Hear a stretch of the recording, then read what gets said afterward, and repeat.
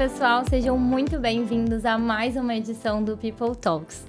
Para quem está aqui pela primeira vez, meu nome é Luísa Godinho, eu sou Head de CS aqui da Mindsight, sócia, e hoje a gente está num bate-papo muito importante para a gente, porque é o espaço aqui para a gente trocar boas práticas, falar sobre o que realmente está acontecendo na realidade com quem está vivendo isso. O espaço do People Talks é justamente para trazer esses benchmarks ao vivo para vocês, com as perguntas que ficam na nossa cabeça no dia a dia e para a gente tirar aqui agora. E, bom, para quem não conhece a Mindsight ainda, a Mindsight é um ecossistema para o RH, onde a gente tem a ferramenta de ponta a ponta para cada uma das etapas da gestão, desde o recrutamento e seleção, gestão de desempenho, pesquisa de clima, e hoje a gente faz parte aí do ecossistema Sankhya, realmente atendendo o RH de forma completa. Hoje eu estou aqui com um convidado muito especial e antes de eu introduzi-lo, vou comentar um pouquinho por que ele está aqui e qual que é o tema que a gente trouxe. É muito comum quando a gente fala sobre os desafios do RH, a gente falar sobre empresas em crescimento, como acelerar uma empresa, como que a gente realmente estrutura no dia a dia um RH para esse momento. Quanta gente para contratar, como é que a gente vai lidar com isso? A gente sabe que tem outros RHs e outras pessoas por aí vivendo esse desafio e a gente convidou uma pessoa que viveu isso na prática para dividir com a gente. Hoje eu tô aqui com o Rafael, e ele é Head de People na Backloggers, e ele tá há mais de 10 anos trabalhando no mercado justamente estruturando o RH e vivendo esse tipo de desafio. E eu vou deixar ele se apresentar e contar um pouquinho da trajetória dele pra gente. Seja bem-vindo. Obrigado, Lu. Obrigado pelo convite. Acho que reforçar que eu também sou super fã do seu trabalho, então é realmente, assim, um super prazer estar aqui com você hoje. Eu acho que, como você falou, né, eu acho que dentro desses 10 anos, os últimos 5 foram muito focados em construir mesmo RHs do zero. E aí eu passei por movimentos bastante interessantes ao longo desse tempo, né? Então, já fiz M&As, já fiz expansão internacional, já fiz série de investimento, já participei de empresas que estavam em recuperação judicial, então vivi esses dois extremos, né? Já fiz layoff, que não é muito legal também, né? Mas também já contratei, assim, mais de 120 pessoas em um ano. Então, eu acho que é isso, né? Eu acho que em termos de formação, eu me formei em RH mesmo. Fiz especialização em gestão de pessoas. E eu acho que talvez uma curiosidade aí, né? Eu também já dei aula em pós-graduação de remuneração e benefícios e diversidade, focado em diversidade de gênero e LGBT+. E eu acho que muito rapidamente é um pouquinho disso, assim, que eu fiz ao longo desse tempo. Viveu muita coisa em vários cenários diferentes. E eu acho que isso gera muita bagagem pra gente compartilhar aqui hoje, com certeza, de tantas perspectivas que você teve. E pra gente começar, então, o nosso papo, vamos começar do cenário que você tá hoje, de uma empresa em crescimento. Como é que foi isso? Como é que foi quando você chegou? O que você encontrou? Conta um pouquinho desse contexto pra gente começar pelo começo hoje. Boa. Bom, quando eu cheguei na Beck, a gente tinha em média mais ou menos 40 colaboradores, ficava ali entre 40 e 50 mais ou menos colaboradores. E a gente tinha muito um desafio que a gente sabia que queria crescer, né? Então foi um crescimento minimamente planejado, mas a gente não sabia exatamente quando esse crescimento aconteceria e de que forma, né? Quando a gente fala de empresa de produto, é mais fácil você fazer esse pipe, essa divisão ao longo do tempo. Agora, uma empresa de consultoria, que é o caso da Beck, depende muito também da entrada de novos clientes. Então, eu acho que pensando ali no cenário inicial, era o maior desafio, porque a gente sabia que a gente queria trazer, em média, 100 pessoas naquele ano, mas não sabia exatamente quando, né? Então, tinha meses que a gente trabalhava 2 vagas e tinha meses que a gente trabalhava 15. Então, eu acho que essa era esse maior desafio. E a gente tinha algumas coisas minimamente estruturadas ali de RH, mas faltava mais intencionalidade, né? Então, era tudo muito superficial, era tudo criado no achismo, assim. Então, no início, a gente tinha, por exemplo, uma estratégia de remuneração baseada em Glassdoor e Salário.com. Tipo, isso não existe, né? Então, a gente foi olhando um pouquinho para essas pecinhas que estavam ali minimamente construídas. Algumas a gente derrubou mesmo do zero e reconstruiu, que foi o caso de Comp. E outros processos a gente acabou só melhorando mesmo, que foi um pouco do processo de recrutamento, que eu acho que a gente vai se aprofundar um pouquinho ao longo da nossa conversa. Mas eu acho que era isso, né? Existia vontade das pessoas em fazerem as coisas, mas eu acho que faltava um pouco de intencionalidade e um pouco de conhecimento técnico mesmo em como construir todos esses produtos, assim, de RH. Então, acho que na minha chegada, foi um pouco disso, assim. Encontrar um ambiente que tinha algumas coisas ali já iniciadas, mas sem intencionalidade. E a ideia era trazer um pouco mais de tônus, assim, nesses produtos. Que legal, Rafa. Eu acho que você trouxe que é realmente muita coisa ao mesmo tempo. Quando a gente fala até sobre o RH, a gente acha que, não, isso é uma caixinha dentro da empresa, sendo que, na verdade, ali dentro tem vários processos, vários produtos, né, que o RH entrega dentro da empresa ao mesmo tempo. Como é que foi esse seu diagnóstico inicial de prioridades e por onde você escolheu começar a trabalhar? Boa. Eu acho que essa é uma curiosidade, assim, nos meus primeiros 5 dias a gente já estava revisando benefícios, né? Claro, a gente começou a olhar e sabia que era um ponto, assim, relevante. Porque quando eu cheguei, a gente já tinha, por exemplo, um problema de aceite de offer, né? Que ainda não estava muito bem categorizado o porquê de não ser aceitado. E aí, uma das hipóteses foi justamente olhar um pouquinho para benefício. Mas eu gosto muito, assim, nas primeiras semanas, eu acho que isso é até um pouco clichê, de mais escutar, assim. E a Lu me conhece, eu acho que há mais tempo ela sabe que eu sou bastante crítico no geral, né? Eu acho que não pra ser chato, mas eu acho que… Eu realmente acredito em como a gente entrega valor, então… eu acho que nesse primeiro momento de diagnóstico, é sempre muito importante essa criticidade. Essa autocriticidade mesmo, né? Eu acho que… É importante fazer as pessoas entenderem que não é nada pessoal ali, a gente só precisa resolver esses problemas. Então, nesses 30 primeiros dias ali, geralmente, né? Eu levantei um pouco do que tinha mais de dor, né? Baseado no que a gente já sabia que a gente precisava crescer.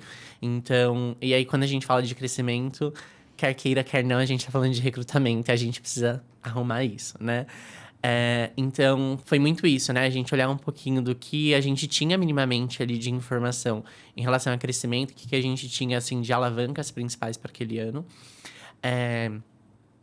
Entender também as coisas que estavam relacionadas, porque, ok, eu tô pensando em recrutamento, mas… Qual que é o segundo passo ali depois que eu fiz esse recrutamento? Eu tenho que abordar as pessoas. Eu tenho isso minimamente definido? Se não, preciso olhar também.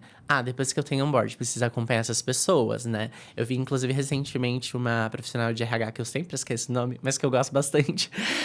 Ela fala que entrevista date… Período de experiência é namoro e depois da experiência é casamento, né? E eu acho que é uma analogia muito legal, assim, bastante lúdica de entender como funciona esse processo, porque não adianta só ter um bom date, né? Eu preciso que esse namoro funcione também bem. Então, acho que a gente traqueou mesmo, assim, esses processos mínimos. E eu sou o doido do Miro, então eu vou lá no Miro e coloco um post-itzinho e coloco… recrutamento. O que eu preciso para fazer um recrutamento? Preciso de um ATS. Tá bom, mas se eu não tiver orçamento para ATS, o que eu vou usar? Então, acho que fazer esse quase mapa mental, assim, desse projeto é bastante importante para o diagnóstico. E aí você vai levar para sua alta liderança, para o seu C-level, para o seu sócio, enfim. Porque no final do dia, eles que vão decidir o que exatamente a gente vai priorizar ou não, né? Claro, você vai levar o que você acha que é mais relevante para a mesa, mas foi um pouco desse processo, né? Então, mapear tudo isso, levar para o que eles achavam que ia gerar um pouco mais de valor, né? Defender também a minha tese do que eu acreditava, mas a decisão acaba ficando ali com eles. E eu acho que esse é o grande primeiro passo, assim, para você ter um pouco mais de sucesso. Não sei se eu passei por todos os pontos.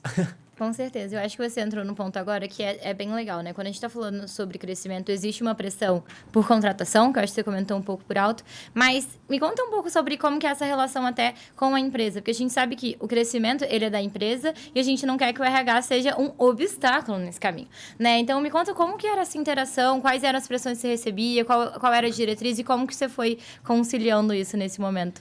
Então, beleza. Eu acho que para qualquer processo, assim, dar certo, ele precisa do mínimo de governança, né? E aí, ele precisa de processo, basicamente, né? Então, eu preciso ter limitadores. Então, Lu, você pode ir até aqui, você não pode ir até aqui. Então, e geralmente, é quando a gente começa a colocar essas pequenas burocracias, que na verdade são governanças, né? Começa a incomodar, principalmente a liderança, né? E eu acho que nesse processo é muito importante a gente também gerar o valor, né? Mostrar o valor agregado no que a gente está estabelecendo. Então, se eu não tiver isso, o que pode acontecer com o processo, né? Faz os riscos, né? Faz os riscos. E na grande maioria, a gente precisa… Na grande maioria das vezes, a gente precisa lembrar que às vezes o hiring manager não é uma pessoa que teve um background igual a gente tem para fazer, por exemplo, um processo seletivo, né? Para avaliar como deveria. Quais são os riscos dele não saber avaliar? O que efetivamente ele está avaliando? Ok, ele está avaliando a parte técnica, mas baseado no quê? Quais são as perguntas norteadoras? Ele está usando o mesmo frame ali para avaliar todos os candidatos? Ou às vezes não, ele está sendo mais pesado com um e mais leve com o outro, né? Se eu trazer conhecidos para dentro do pipe, como que isso funciona na prática, né? Então, acho que são... E aí, todo esse processo incomoda bastante, né? Incomoda os gestores que escalam. E aí, a gente precisa fazer aquela boa politicagem ali no dia a dia para não deixar nenhuma relação ali estremecer. E eu acho que talvez a maior dificuldade, assim, que a gente encontra geralmente nesses processos é justamente, assim, mostrar a contribuição que geralmente é a longo prazo, né? Então, como que a gente resolve esse problema aqui para eu não ter que, talvez, contratar de novo essa posição daqui a 6 meses, né? Então, acho que trazer esses pontos, eu acho que é o principal ali, né? Que vai consolidar, de fato, essa estratégia que você está estabelecendo. Mas acho que, principalmente, uma coisa que eu faço muito é essas conversas, assim... quinzenais, semanais, enfim, aí eu acho que cada um precisa avaliar a necessidade. Que é, de fato, assim, aquele movimento de fazer a ideia ser comprada ali para a liderança, porque no final do dia são os seus clientes ali, né? Quem você vai estar atendendo. E se eles não comprar a ideia, não adianta. Você pode... Eu falo muito isso. Você pode trazer o Sage Herald do Google. Não resolve o seu problema. Sim. Porque você precisa convencer essas pessoas que vai operacionalizar tudo isso no dia a dia. Então, eu acho que num caminho talvez mais ilustrativo, eu acho que é um pouco disso, assim, né? Como a gente, de novo, traz todas essas variáveis, coloca ali o mínimo de como essa conta seria perfeita, né? Qual é a equação perfeita e como que a gente trabalha para chegar nesse lugar que a gente sabe que não vai chegar no lugar perfeito, mas como a gente se esforça para chegar minimamente lá, o mais perto possível. E é um processo que não é do dia pra noite, eu acho que é muito importante. Eu já vi muito colega, assim, começar alguma coisa e falar: nossa, eu tô frustrada porque ninguém tá comprando. Mas, tipo, calma. É isso mesmo. RH é um pouco sobre lidar com frustrações suas e das outras áreas, né? Então, eu acho que é um pouco desse caminho. Sim, porque querendo ou não, o que você falou, né? A pessoa fazia de um jeito antes e você está propondo uma mudança. E gestão de mudança vai ser complexo independente se for o RH ou se é uma mudança do financeiro. Acho que mudar o processo gera bastante essa... Sempre tem uma reação em relação a fazer algo diferente como fazia antes. E acho que ao longo da sua fala você foi trazendo muito a sua preocupação com a qualidade do processo que você queria desenhar. Então, divide um pouco com a gente o que você cuidou, como que você desenhou esse processo que você queria levar para os gestores, como você estruturou o processo de recrutamento para trazer agilidade, que com certeza existia, mas também qualidade. Bom, eu acho que um dos principais pontos que a gente entendeu ali quando a gente começou a discutir com mais intencionalidade de recrutamento era que a gente não tinha um lugar que desse visibilidade suficiente, né? Então, quando eu cheguei, a gente fazia recrutamento por Excel. Que era o que tinha na época e funcionou. É a melhor forma? De longe, não. Sabemos. Como uma V2, a gente migrou pro Notion, que já traz um pouco mais de visibilidade. Tem uma carinha mais friendly, né? Você consegue colocar coisinhas ali que não necessariamente você consegue no Excel. Só que ainda não era suficiente, né? Porque quando a gente estava, inclusive, lá no Notion, a gente tinha muita dificuldade para entender mesmo como esses processos estavam indo, como que essas pessoas entravam ali naquele pipe. As migrações ficavam, às vezes, esquecidas, né? De etapa para outra. A gente não conseguia contabilizar.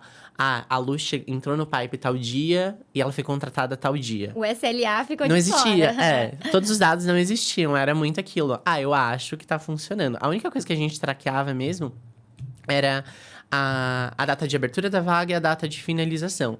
Mas dentro da abertura para finalização, acontece um mundo de coisas, né? E aí, quando a gente viu que Notion não resolveria o nosso problema, a gente começou a procurar alguma ferramenta que suportasse a gente nesse sentido. Tinha uma dificuldade orçamentária, então precisava ser uma ferramenta... É raro, mas acontece sempre, né? Pressão de orçamento. Todos. Exato. Então, a gente achou uma ferramenta que ajudaria a gente nesse sentido. E eu acho que sempre que eu vou escolher ferramenta, eu penso muito, no geral, assim, ao longo da minha trajetória, assim, eu gosto muito sempre de pensar no futuro, né? Porque não adianta também desenhar um processo que vai durar 6 meses, tipo, não é a minha intenção, né? Então, eu olhei para o futuro e falei, nossa, que ferramenta, quando eu tiver, por exemplo, um programa de estágio, que eu quero trazer 100 pessoas, vai me ajudar nisso, né? E eu acho que nesse meio do caminho a gente acabou encontrando a Mind, né? Que foi que a gente fechou, a gente comprou ali todos os produtos. Hoje eu acho que do ecossistema da Mind a gente só não tem a parte de folha de pagamento, porque todo o resto a gente tem de medicina do trabalho, a parte de gestão de pessoas. E a gente entendeu que a Mind fazia sentido porque a gente também estava em uma discussão de cultura. E a Mind tem o Mind Match, que ajudaria a gente também a nortear um pouco dessa discussão. E aí a gente definiu essa ferramenta. A gente também entendeu que, por mais que esse ATS ia trazer um pouco mais de governança, assim como eu falei anteriormente, a gente também não queria travar. Então, a gente definiu uma etapa super simples, né? Então, a etapa inicial ali, onde a pessoa se candidatava, recebia ali o teste de fit cultural minimamente para preencher, a gente entender um pouco ali do perfil dele. Depois já tinha entrevista com o People. E, em sequência, a entrevista ou com o gestor ali direto, né? Então, entrevista técnica. Ou a gente juntava aquelas duas seguintes, né? Então, o gestor com a pessoa técnica ali já fazia junto pra gente otimizar tempo, né? Legal. No início, a gente tinha mais ou menos um SLA de 18 dias. Com o passar do tempo, esse SLA deu uma aumentada, porque também o negócio vai ficando mais complexo, as necessidades vão ficando mais complexas, a gente vai tendo job descriptions melhor definidos, enfim. Então, isso às vezes acontece, né? Aí depois você precisa trabalhar para tentar reduzir ele de novo. Mas é normal também ter essa elasticidade, assim, no processo. E documentar, né? Eu sou um pouco louco das documentações. É uma coisa que eu brigo bastante, assim, porque eu não consigo garantir que eu vou estar lá pra sempre. Eu não consigo garantir que amanhã eu vou estar mal e vou ficar fora durante um período. E eu preciso que todo mundo tenha minimamente o acesso de como a gente tá seguindo. Então, a gente foi criando bastante documentação. E disponibilizando pros líderes, né? E aí, como uma V2, depois desse processo, a gente preparou workshop, assim, bem rapidinhos, assim, de 30 minutos, não obrigatório. Os gestores entravam para ir a gente definindo como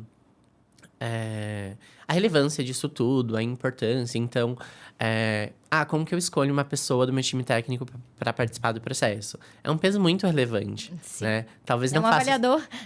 Talvez não faça sentido colocar uma pessoa que chegou há uma semana. Ah, Rafa, mas eu trabalhei com ela numa empresa passada. Tá, mas ela não tem contexto dessa atual, né? Então, talvez não seja a melhor solução. Então, a gente preparou todos esses materiais, assim, mais para os gestores terem onde buscar, né? Mas também muito consciente que nesse primeiro momento eles não leriam e as dúvidas chegariam pra gente. Mas a gente tinha ali um lugar de referência, tendo para as pessoas que chegariam posteriormente aqui na área e como histórico, né? Que eu acho que é muito relevante. Pra pessoa que, sei lá, no futuro chegar e quiser mudar tudo, onde ela vai ter como base ali para fazer essas mudanças, ver o que funcionou, o que não. Então, foi muito esse processo, assim, eu acho que de materialização através dessas documentação. E também de muita conversa, de entender, tipo, você acha que faz sentido ter 2 etapas técnicas? Não faz sentido, porque a gente precisa contratar para ontem. Então, vamos reduzir para uma. Mas tem uma só.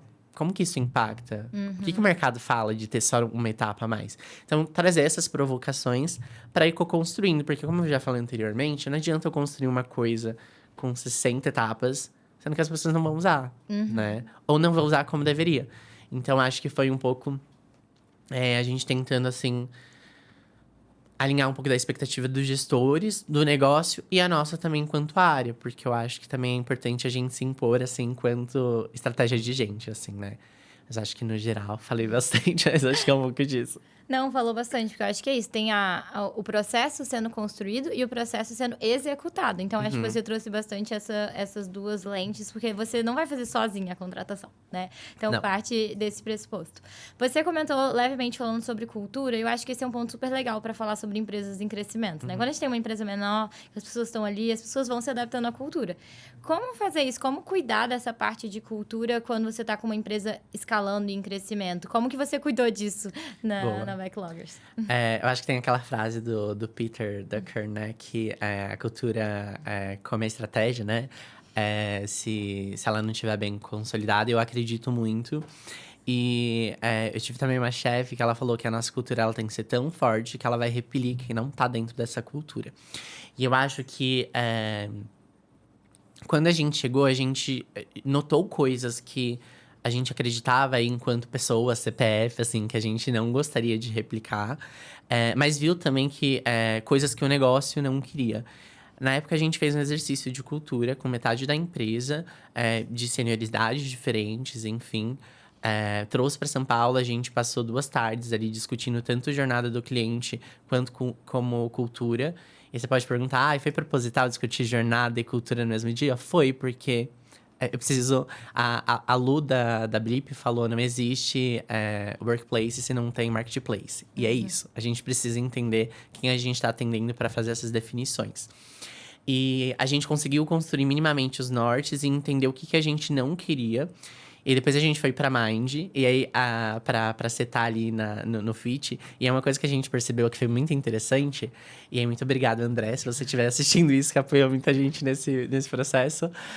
Foi que na V1, que a gente tinha ali de cultura pro teste de Fit cultural, as pessoas que tinham notas menores eram contratadas, enquanto as que tinham notas maiores não eram contratadas.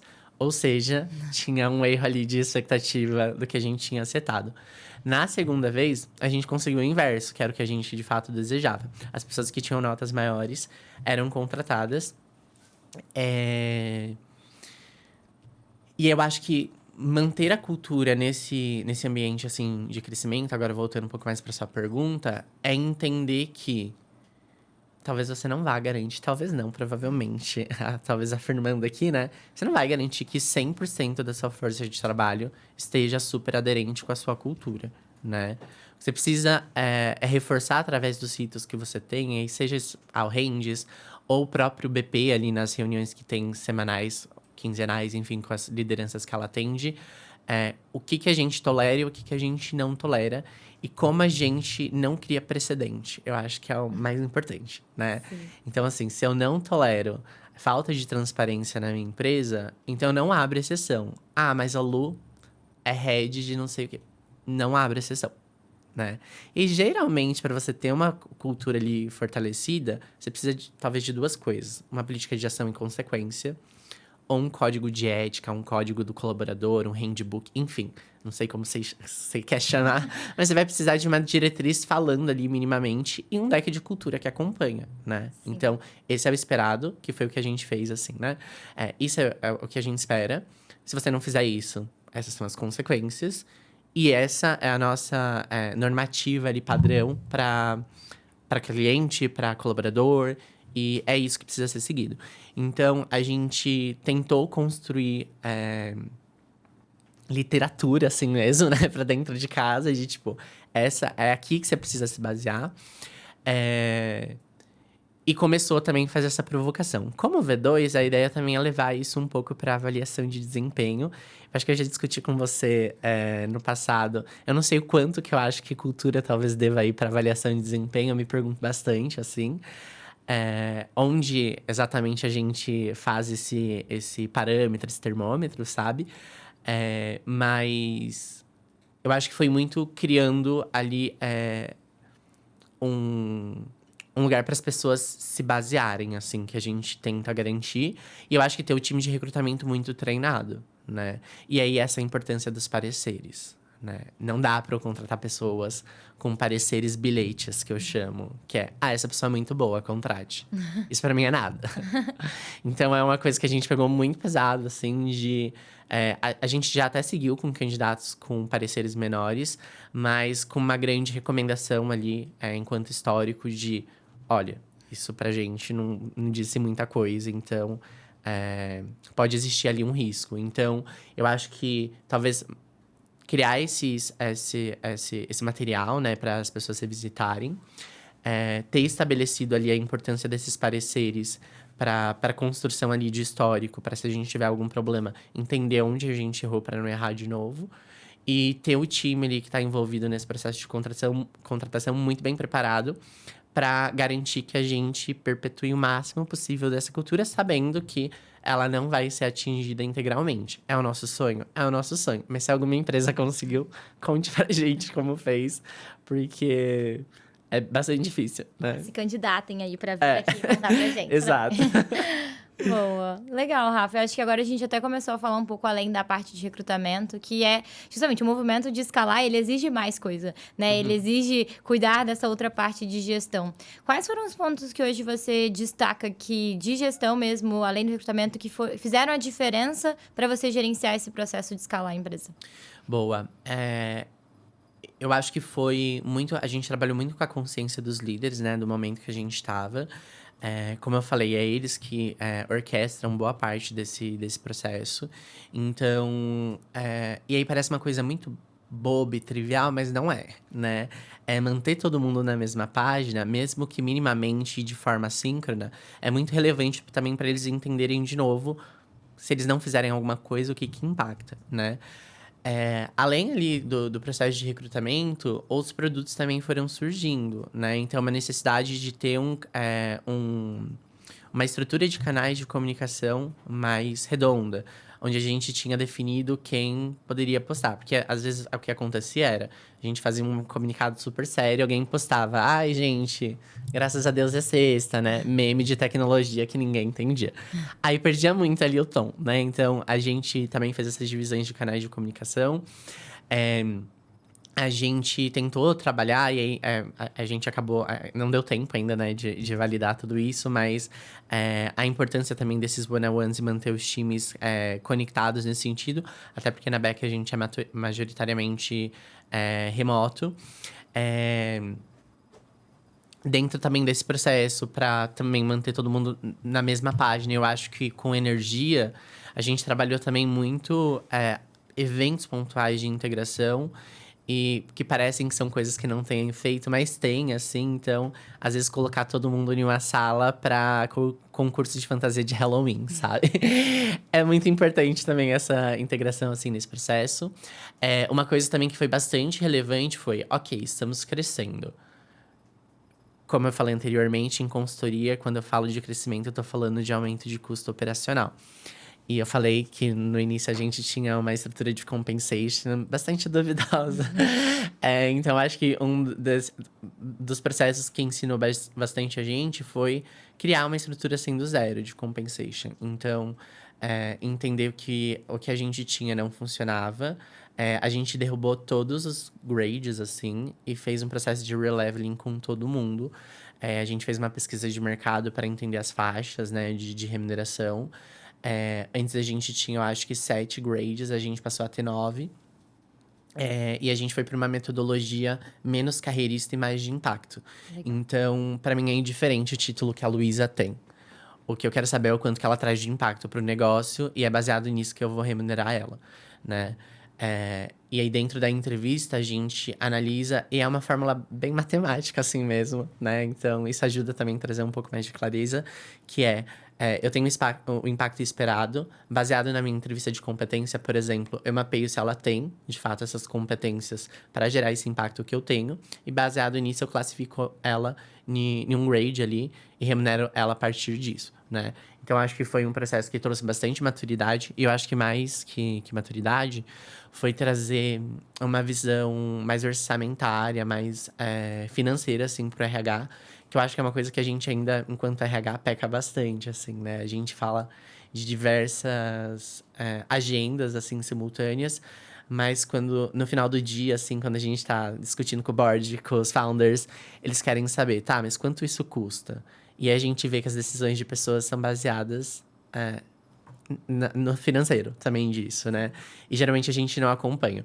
Então, aí a partir disso a gente começa também a ter uma previsibilidade maior, porque eu sei que se eu quiser contratar ao longo do ano 5 B4s, eu sei exatamente quanto esses B4s custam para mim. Então, eu consigo projetar, né? E verificar, tá bom, é sustentável contratar esses 4 a longo prazo? Ou preciso de talvez uma mão de obra mais temporária só para suprir aquele projeto e depois não ter mais essa cadeira porque ela não se paga. Então, acho que até para as áreas, assim, gestores controlando seus próprios orçamentos, enfim. Eu acho que trouxe bastante visibilidade do custo, assim mesmo, eu acho. que foi muito relevante. Dentro desse processo também, mesmo que a gente teve várias discussões de estamos prontos para fazer uma rodada de performance, não estamos. E a decisão foi, mais do que estar pronto ou não, a gente precisa entender como está hoje. A gente precisa dessa fotografia para ter como referência, né? Então, também a gente fez uma rodada de performance, que foi bastante interessante, legal, assim. A gente trocou bastante, né, na época. Mas eu acho que gerou bastante valor e eu acho que foi também, talvez, o primeiro momento formal, assim, que a liderança toda da Beck parou para olhar e verificar, assim, de fato, quem eram as pessoas que estavam ali desconectadas, quem estava muito conectada. É um possível que talent. A gente tinha um problema muito grande de sucessão, e aí no sentido de a gente não promovia pessoas. E eu sempre me perguntava, se a gente tem um nicho tão específico, de pessoas que são tão raras, assim, né? O que tá acontecendo que a gente não consegue usar as pessoas que estão aqui dentro de casa, né? Eu acho que a avaliação de desempenho trouxe bastante, assim, esse norte, algumas razões. E a gente encontrou problemas de liderança, a gente encontrou problemas de próprio colaborador. Então, pessoas que estavam posicionadas como super sêniores, que não conseguiam trazer um projeto de impacto. Então, acho que foi um exercício bastante legal, assim, pra gente entender a fotografia, assim, de cada área. E entender também como que aquela fotografia estava reverberando também no momento do negócio. Que eu acho que é o famoso pulo do gato, né? Que aí você fala, nossa, entendi como o meu trabalho gera valor agora. Porque aí você entende exatamente como essas pessoas estão virando, assim, de fato, gargalo pra gente crescer. Ou pessoas, ou processo, ou liderança, enfim. E foi muito legal também que a partir dessa avaliação a gente conseguiu fazer alguns movimentos. Tanto de movimentos, né, de mérito, etc. Mas também de demissões que a gente entendeu que talvez pro ano de 2026, do que a gente almeja enquanto organização, não teria tanto fit.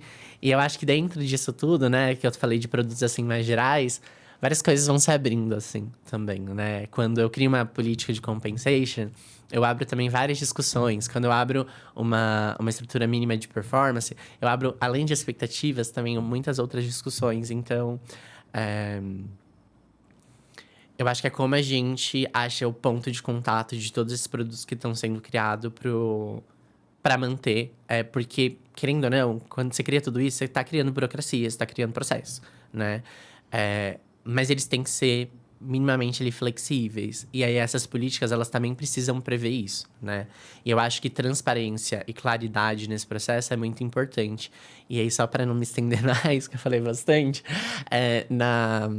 na parte de compensation, a gente estabeleceu exatamente quais eram os percentuais de mérito, de promoção que podem ser feitos. Então, quando o gestor vinha pedindo um mérito muito, ele sabia que ia ser recusado. Porque estava na nossa política que não era aquilo que a gente ia seguir. Parece uma burocracia, mas é isso que vai sustentar a escalada do negócio, de forma que eu não vá precisar fazer um layoff daqui a alguns meses, né? Então, acho que foi um pouco disso. Falei bastante. Muito bom, Rafa. Acho que você dividiu coisas bem pragmáticas, né, do que a gente precisa fazer no dia a dia. E me chamou a atenção duas coisas que você falou, que é o quanto para a gente ter previsibilidade, a gente precisou sentar e fazer o que a gente fala de descrição de cargos e rever competências para entender nível das pessoas. Então, às vezes a gente vê isso como tarefas isoladas, burocráticas, que não vão ter impacto, e, na verdade, isso permite que eu tenha previsibilidade no tipo de vaga e remuneração, então, que eu vou trazer as pessoas, e isso me dá mais visão para o negócio. E eu acho que você trouxe um segundo ponto também pragmático, porque a gente fala sobre escalar e a gente pensa em contratar gente, que quer dizer trazer do mercado. Mas se uma empresa está crescendo, uma outra coisa que cresce junto com o tamanho da empresa é o número de líderes. Então, também a gente também vai trazer esses líderes, quer dizer que a gente também vai trazer eles de fora, ou a gente vai formar eles aqui dentro, como que a gente vai dar esse caminho? Então, eu acho que esses são insights que às vezes a gente não pensa imediato no momento de acelerar.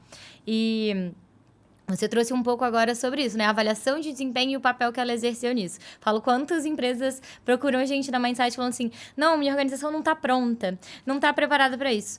mas a sua organização está pronta para perguntar sobre quem deve ser promovido, né? Ou sobre se você vai contratar um líder de fora. Isso a organização está pronta. Então, na verdade, é muito sobre esse conceito. Como que eu trago esse processo para dentro da empresa? E aí, se você quiser dividir um pouco mais em detalhes sobre isso, como foi esse processo de avaliação de desempenho? O que você priorizou trazer para ele para ser esse momento de experimentar também dentro da empresa?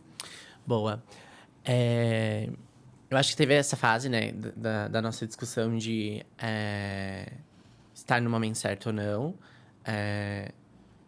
Mas também, eu sou muito também vamos fazer agora e entender como que isso vai se ajustando, assim, ao longo do tempo. Então, a gente fez uma avaliação simples, a ideia era ser simples mesmo. Fazer uma avaliação mais aberta no sentido de perguntas e você tinha que responder, né? De fato, aquelas perguntas, não aquela estrutura de atribuição de nota ali pelas competências que a gente estava avaliando. E foi uma avaliação que a gente avaliou muito resultado.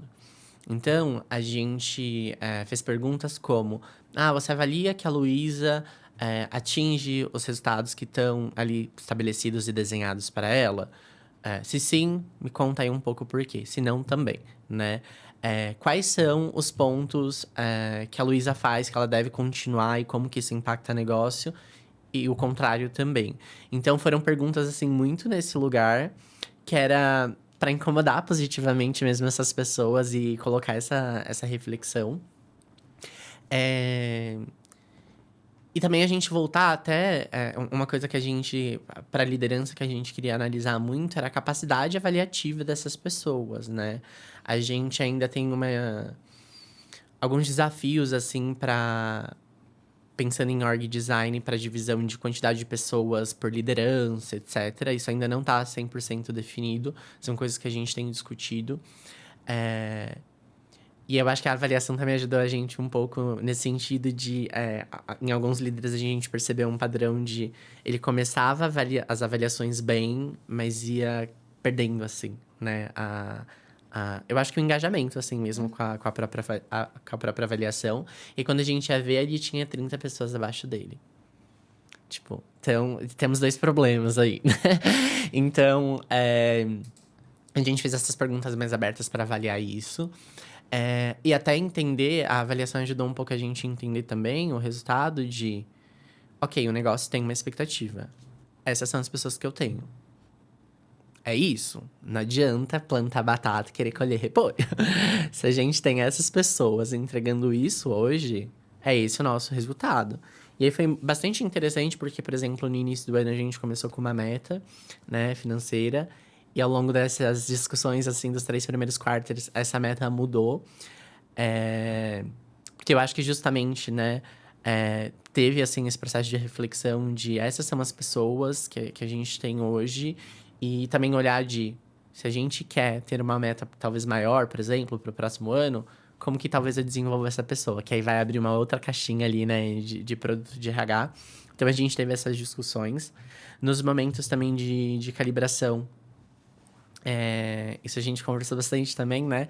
A gente foi bastante rigoroso no sentido da calibração. Então, se o colaborador trouxe uma informação ali naquela pergunta, naquele bloco, mais contundente do que o gestor, mesmo que o gestor, nesse caso, estivesse certo ou o colaborador errado, a gente considerava a resposta que teve mais justificativa, né? Então, que trouxe o exemplo mais claro. Porque a diretriz era... Se a Luísa, que é do financeiro, pegar uma avaliação de tecnologia, ela precisa entender o que essa pessoa está falando de resultado que ela trouxe. Então, precisa ser claro nesse nível. E aí, no nosso manual, como eu falei que eu sou o louco dos manuais, a gente fez exemplos para cada pergunta, para cada bloco. E aí, exemplos tanto para a área de tech quanto para as outras áreas de negócio, né? Então, tinha esse lugar também de volta. E a gente pediu muito para que fosse utilizada a metodologia STAR. Porque a gente queria muito claro isso nesse primeiro momento. E é claro que teve gente que não fez, né? A gente teve avaliações bilhetes também. E aí, essas pessoas foram penalizadas, né? Porque, nesse momento, a gente precisava entender tanto a capacidade do líder, da pessoa, de entender o impacto. Porque é baseado nisso a minha metodologia de comp. Então, se as pessoas não entenderem, provavelmente elas não vão progredir lá internamente. Porque a nossa visão de carreira não é super carreirista, onde eu tô te chamando de sênior, pleno, etc. Eu tô olhando pro quanto de impacto que você gera. E aí, se você não sabe o quanto de impacto que você gera, ou os projetos, por mais que sejam no dia a dia, como ele agrega valor para a companhia, a gente tem um problema, né?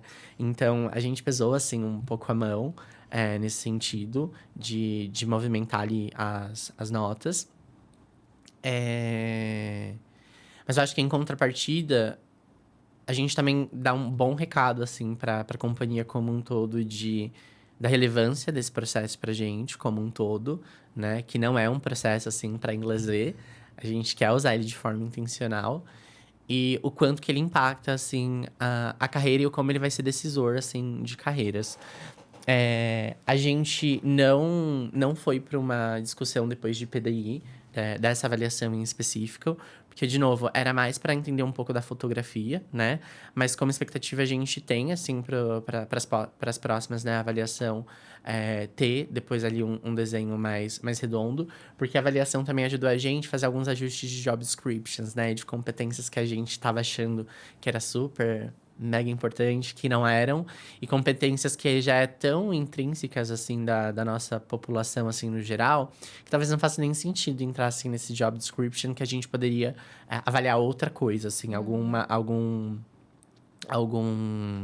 característica mais relevante ali pra gente, né? Então, eu acho que do processo, assim, como um todo, dos resultados, assim, positivos e coisas que fizeram a gente repensar, eu acho que foi um pouco disso.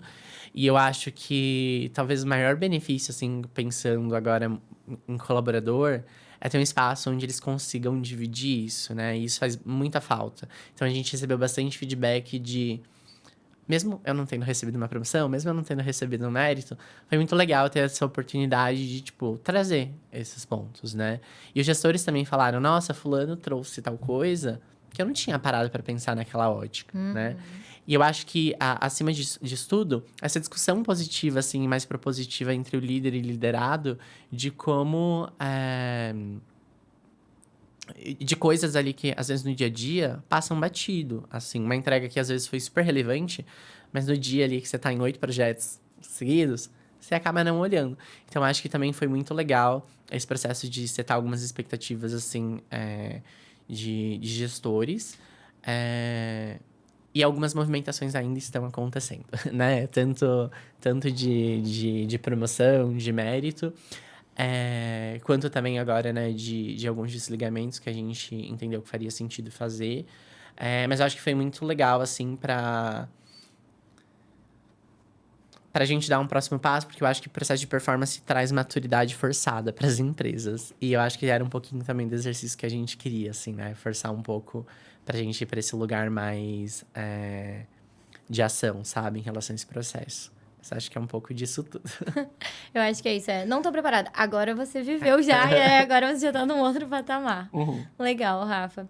E eu acho que pra gente até compartilhar, acho que você trouxe várias vivências que você teve nessa trajetória na Backloggers. E o que você considera falar? Isso que foi um acerto muito grande, fez muita diferença pra permitir que a gente alcançasse esses pontos, né? O que seria esse item que você compartilharia pra outras pessoas que podem estar passando por desafios parecidos? Pergunta de $1 bilhão, né? Eu acho que a gente... eu sei que eu falei bastante disso, mas eu acho que a gente ter trazido uma visão mais financeira foi muito relevante, assim, pra gente. Porque ela é uma conta que ela chega. Não é se vai chegar, é quando chega. E geralmente ela é um susto, né?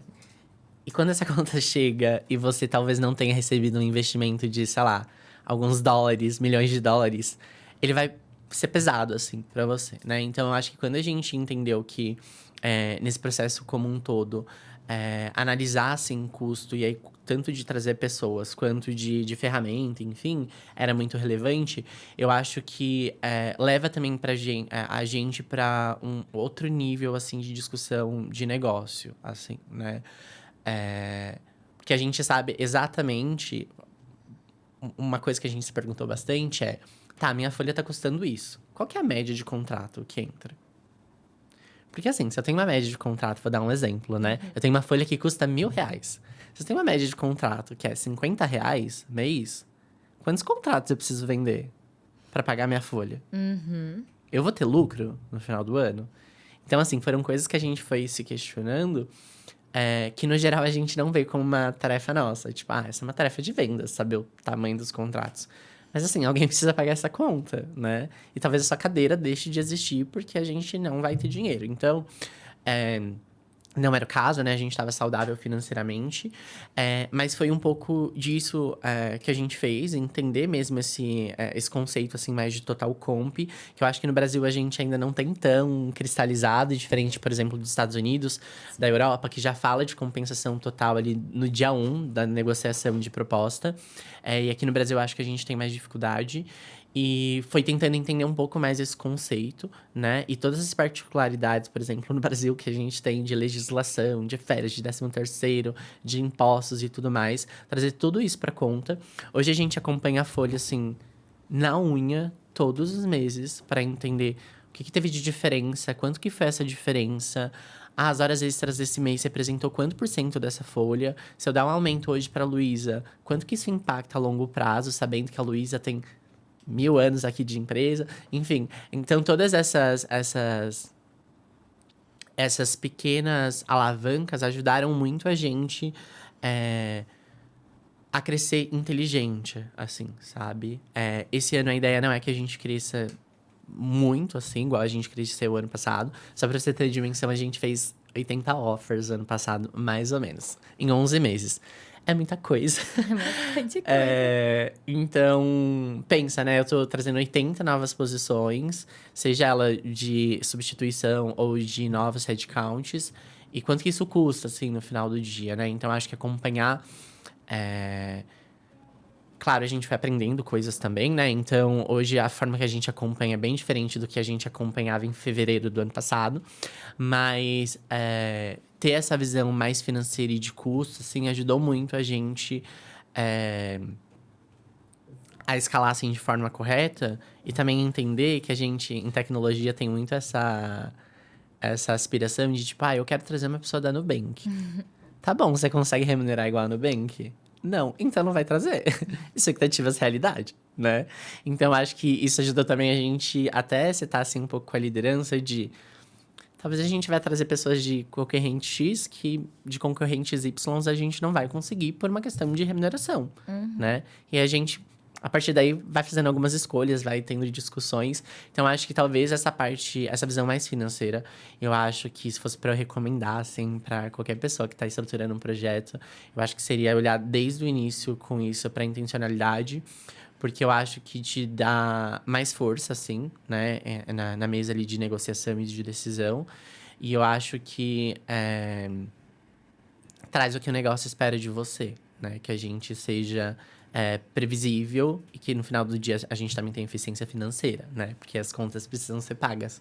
Então, acho que é isso. Eu acho que isso é legal, que a gente fala muito sobre requisição de vaga, né? Uhum. E eu acho que é justamente isso. Não é nem o processo burocrático pela burocracia de ter um fluxo de aprovações, mas também não é só para registrar, para você poder ter controle. É para realmente ser um processo de reflexão de faz sentido trazer alguém nesse momento com essa condição? Qual é a skill necessária? Qual o nível que a gente vai estar trazendo aqui? Então, acho que essa é a conexão de vários processos que a gente tem ao longo da gestão do RH, que, na verdade, são para a gente conectar o RH com a geração de valor que ele está gerando. Esse processo aqui, ele funciona assim, para a gente garantir que a gente está com a remuneração adequada com o mercado, ou não está, ou a gente vai usar esse diferencial, né? Então, acho que, com certeza, é uma dica valiosa. Eu acho que só fazendo um parênteses rapidinho, quando a gente pensa, por exemplo, de estratégia de compra, a estratégia de compra é de RH, né? Ela é financeira? Ela é também. Mas ela é de RH. Então, é muito importante também que quando você tá abrindo uma vaga com grade X e o salário tá Y, você questionar, você reprovar, você voltar ali a nossa filosofia de compensação diz isso. Por que não tá sendo seguido, né? E questionando também ao longo do tempo, no período de experiência, etc. E lá ter trazido também essa aba ali de requisição.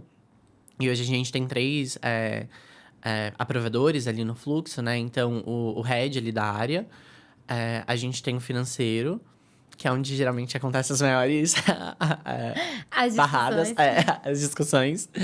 E a gente tem uma a aprovação final é minha, né? E aí, na minha aprovação final, tento sempre entender com o gestor como que isso encaixa em org design um pouquinho mais a longo prazo, né? E se a gente está trazendo exatamente o que a gente precisa, né? Eu preciso mesmo de um B4 aqui ou eu preciso de um B6? Porque aí, às vezes, no processo aparece indicação que é totalmente desnivelado, né? E aí o processo muda drasticamente. Ok, se eu tiver que trazer um grade diferente ao longo do processo, quanto que isso gera, assim, de impacto? Quanto que a gente perde, assim, de tração, de candidate experience? Então, eu acho que a gente também se posicionar como os donos, assim, desse processo, nesse momento, é também muito significativo e muito importante. Boa, super legal, Rafa. E pra gente ir caminhando pro fim, acho que você trazer alguma coisa nessa trajetória deu errado? Se sim, o quê? Se tem alguma coisa que você fala assim, alertar as pessoas também sobre isso, o que que você traria? Tá, eu acho que sim. Coisas deram errado, sim. A gente, por exemplo, quando trouxe a Mind, a gente tinha expectativa de já implementar todos os produtos da Mind, o que não aconteceu, né? A gente tinha uma expectativa de implementação também que não aconteceu, porque a gente tinha outras demandas e tinha que priorizar outras coisas. Mas eu acho que mais que isso, o negócio também passou por muitas mudanças, né? Ao longo de todas essas movimentações. E aqui, até pensando que o RH evoluiu bastante enquanto área, mas outras áreas também evoluíram, né? E às vezes um processo que a gente criou 2 meses atrás já estava conflitante com o processo que o financeiro estava criando agora, né? Então, acho que essas sobreposições, assim, de agendas que vai acontecendo na organização, elas acontecem. Pensando em erro mais significativo, para te falar... Acho que vocês vão precisar cortar depois esse tema. Só.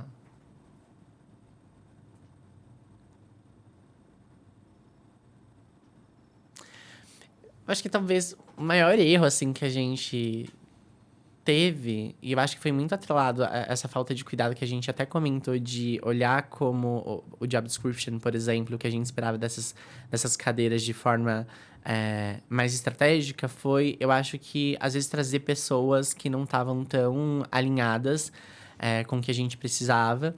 E aí eram pessoas que chegavam, ficavam um mês e saíam. E o quanto de agilidade que a gente perdeu nesse processo, né? De entregáveis, de experiência com o próprio cliente.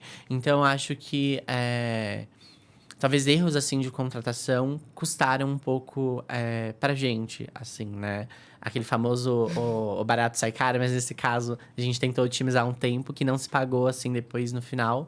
Porque a gente trouxe pessoas desalinhadas, né? Que acabou desacelerando o processo. E aí, eu acho que um aprendizado e uma coisa hoje que a gente faz em todo o processo seletivo, porque a gente tinha aquela visão de... o processo seletivo acabou, a gente limpa o pipe. Então, aquela vaga, morreu pra gente. Só tem uma pessoa naquele pipe ainda, que é o aprovado. E aí, a Tati, um beijo, Tati, se você estiver vendo esse vídeo, que era a nossa recruiter, falou... porque a gente não deixa essas pessoas ainda no pipe? A gente vai dar a devolutiva para essas pessoas, mas a gente vai deixar elas no pipe, porque quando abrir uma vaga nova, e essa pessoa já estiver pré-qualificada, eu vou otimizar muito o meu tempo de contratação, né? E foi uma coisa que se comprovou, assim. Então, hoje, basicamente, o que a gente faz é toda vaga que a gente tem... que ainda tem pessoas no pipe, e aí em diversas etapas, seja como inscrita, seja como pré-triada ali, seja em etapa com gestor, com RH, a gente deixa aquelas pessoas lá, dá os feedbacks, mas vamos supor, a gente fechou uma vaga de back-end há 2 meses atrás. Agora eu tô com uma nova vaga de back-end, eu volto naquele pipe e entendo quem eu consigo reaproveitar.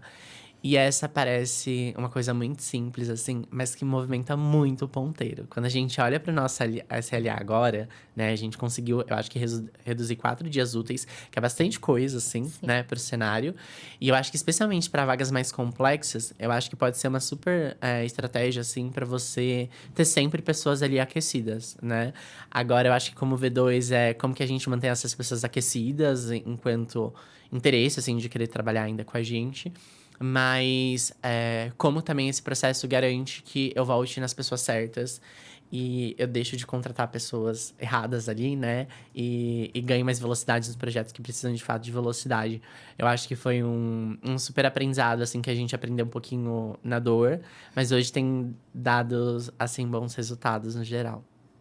Muito legal, Rafa, com certeza é uma dica valiosa.